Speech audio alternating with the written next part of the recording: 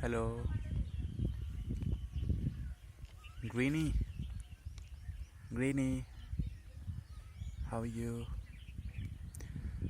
Today he was sitting on the branch with a tree, and then Mumma called him.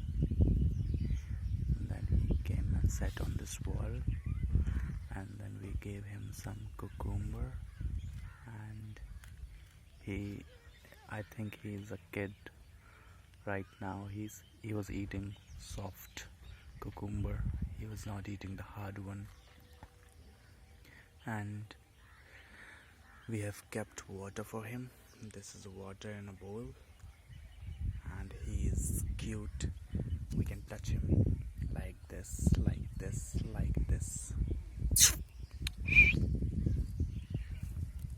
He don't say anything, and he is not going anywhere.